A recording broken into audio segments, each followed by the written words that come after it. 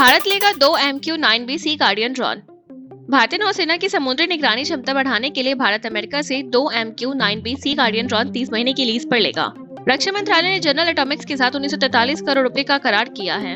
ये high altitude long endurance drone 30,000 से 50,000 feet की ऊंचाई पर उड़कर 50 से 60 घंटे तक समुद्री गतिविधियों पर नजर रख सकते हैं। भारत पहले भी 2 सी गार्डियन लीज पर ले चुका है। नए ड्रोन और हिंद महासागर में निगरानी और सुरक्षा क्षमता को और मजबूत करेंगे। महाराष्ट्र में सीएम फडणवीस की बड़ी ताकत। महाराष्ट्र के नए शासन कार्यप्रदाती नियम 2026 के तहत मुख्यमंत्री देवेंद्र फडणवीस अब मंत्रियों के फैसलों की समीक्षा कर उन्हें बदल या रद्द कर सकेंगे। इसके लिए फैसले के कारण लिखित रूप में दर्ज करना जरूरी होगा। मुख्यमंत्री किसी भी विभाग की फाइल और रिकॉर्ड भी सीधे मंगा सकेंगे। नए नियमों में वित्तीय फैसलों और सरकारी संपत्ति से जुड़े मामलों में भी सख्त प्रक्रियाएं तय की गई हैं। इससे मुख्यमंत्री की प्रशासनिक पकड़ मजबूत होगी। हालांकि महायुति गठबंधन में मंत्रियों की स्वायत्तता को लेकर राजनीतिक तनाव बढ़ने की संभावना भी जताई जा रही है। झारखंड में 45 परीक्षाओं पर बड़ा एक्शन। झारखंड सरकार ने जेपीएससी और जेएसएससी की परीक्षाओं में अनियमितताओं की जांच के बीच 45 परीक्षाओं पर बड़ा फैसला लिया है। 18 अगस्त की अधिसूचना के अनुसार 39 परीक्षाएं रद्द और 6 को अगले आदेश तक स्थगित किया गया है।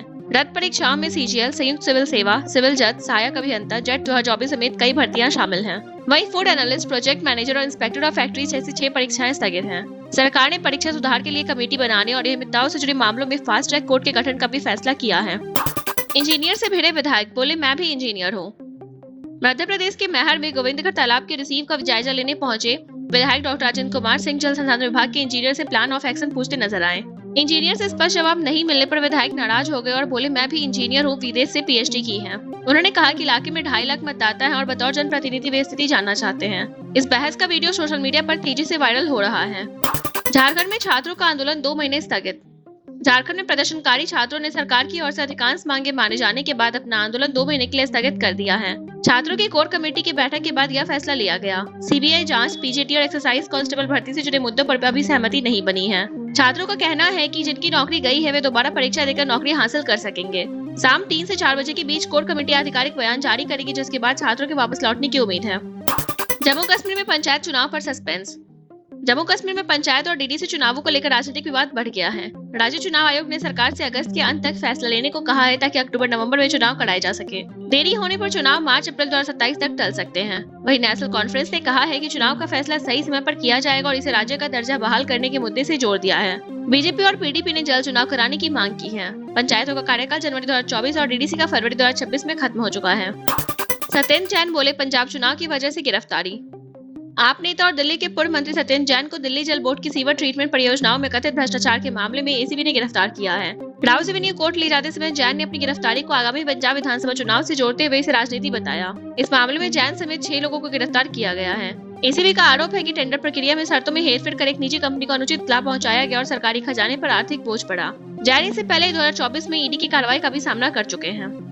Japan land of rising sun, UP सूर्यवंश की धरती Yogi. UP Japan investment meet 2026 में सीएम योगी आदित्यनाथ ने कहा कि जापान और उत्तर प्रदेश के रिश्ते सिर्फ निवेश तक सीमित नहीं बल्कि प्राचीन सभ्यताओं से जुड़े हैं। उन्होंने जापान को लैंड ऑफ राइजिंग सन और यूपी को लैंड ऑफ सूर्यवंश बताया। योगी ने उत्तर प्रदेश को भारत का फूड बास्केट बताते हुए कृषि, मैन्युफैक्चरिंग और टेक्नोलॉजी में निवेश की संभावनाएं गिनाई। उन्होंने कहा कि 96 लाख से अधिक एमएसएमईज और 22,000 से ज्यादा स्टार्टअप यूपी की अर्थव्यवस्था को गति दे रहे हैं। मुख्यमंत्री ने जापानी उद्योगों के साथ मजबूत और दीर्घकालिक साझेदारी पर जोर दिया। लखनऊ में जेईई अभ्यर्थियों का प्रदर्शन, डिप्टी सीएम से मिले। यूपी SSSC की 4,612 जूनियर इंजीनियर भर्ती को लेकर अभ्यर्थियों ने लखनऊ में डिप्टी सीएम ब्रजेश पाठक के आवास के बाहर प्रदर्शन किया।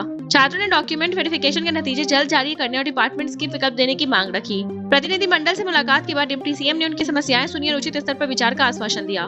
पाठक ने कहा कि सरकार प्रभावित छात्रों के साथ खड़ी है। वहीं फार्मासिस्ट अभ्यर्थी ने भी 564 सीटों के मुकाबले खाली पद बढ़ाने की मांग की।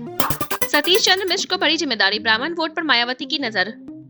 2027 यूपी विधानसभा चुनाव से पहले मायावती ने बसपा के राष्ट्रीय महासचिव सतीश चंद्र मिश्र को लीगल, मीडिया और चुनाव से जुड़ी अहम जिम्मेदारी दी है। इसे पार्टी की 2027 वाली सोशल इंजीनियरिंग रणनीति से जोड़कर देखा जा रहा है, जब बसपा ने दलितों के साथ ब्राह्मण वोट को साधकर बहुमत की सरकार बनाई थी। उस चुनाव की 86 ब्राह्मण को टिकट और 41 को जीत मिली थी। अब मायावती फिर ब्राह्मणों को जोड़ने की कोशिश कर रही है, लेकिन बदली राजनीतिक परिस्थितियों में इस रणनीति की सफलता चुनौतीपूर्ण मानी जा रही है।